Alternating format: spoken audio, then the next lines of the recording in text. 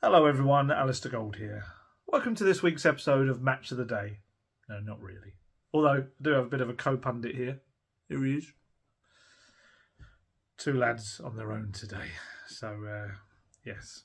So, anything can happen. There could be an ice cream van goes by and he goes absolute bananas.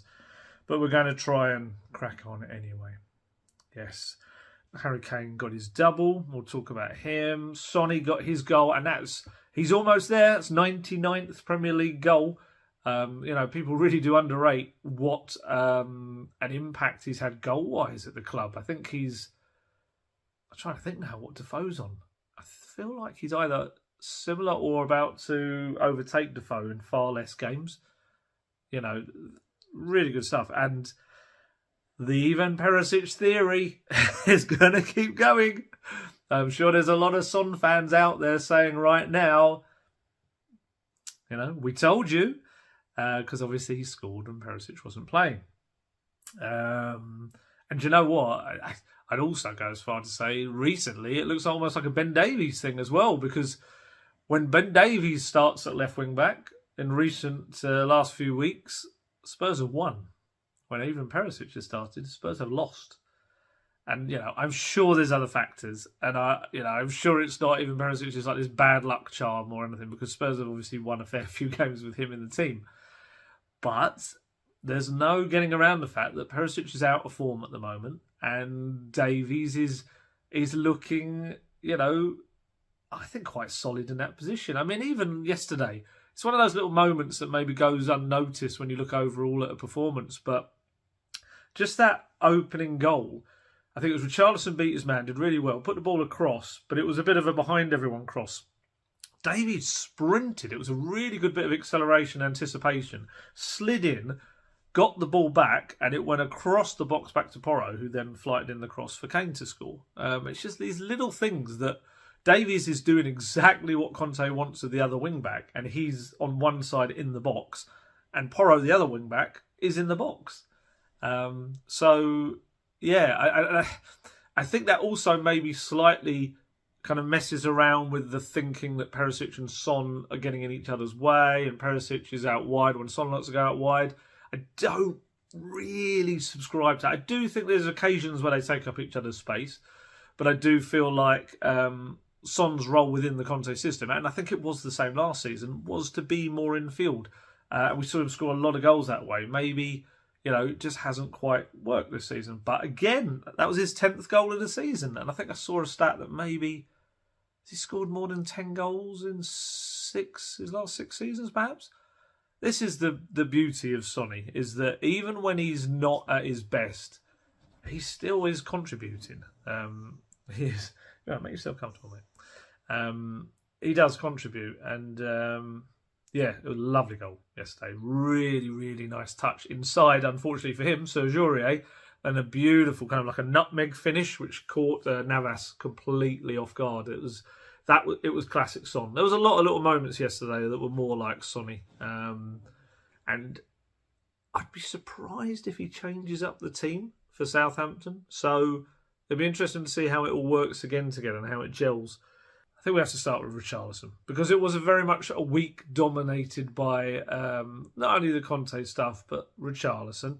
And I felt that, to be fair to him, this was the classic case of kind of letting your feet do the talking on the pitch rather than your mouth off of it. Look, there's no getting away from it. He's a £60 million player. And his season has not been that of a £60 million player. Not in the slightest. It hasn't been good enough, and he knows that. I think he poured out a lot of frustration, didn't he? It's his first Champions League campaign, and on Wednesday night, came out in the dressing room, saw a familiar face and a Brazilian journalist, and he poured out a lot of his frustration about, let's just say, he described the season as, I can't use the word, but let's say not the best. I think he was more speaking about kind of his minutes and things like that, and more so than his actual performances. And then he kind of had a gripe about not being selected. And he had a gripe about being told he was going to do a fitness test to see whether he could start. And then, although he passed the fitness test, not starting against Milan. So it was just a general whinge about everything. But the problem was the way he spoke absolutely opened the door for Conte in his presser to hit back. And look, as journalists, it was a brilliant press conference on Friday. Antonio Conte, it was very much gloves off, I'm going for it. And one of them was Richarlison. It felt like he'd very much rehearsed what he was going to say about Richarlison. The actual question wasn't just about Richarlison. It started off about the atmosphere in the stadium, some chants of Pochettino that were heard kind of people as people were leaving the ground on Wednesday, and then it was mentioned. And obviously, players have been a little bit. There's been stories about the players, and including Richarlison actually coming out quite vocally and criticising things. It was quite funny. I must admit, we were all kind of had a little bit of a chuckle because, Richarlison was not saying his season has been beep. He was saying more so the factors around it has been. But Conte just went, no, he's been beep. Which, it was quite funny, I'll be honest with you. I think, like I said earlier, I think he was more annoyed that he felt Richarlison was looking out for himself over the team.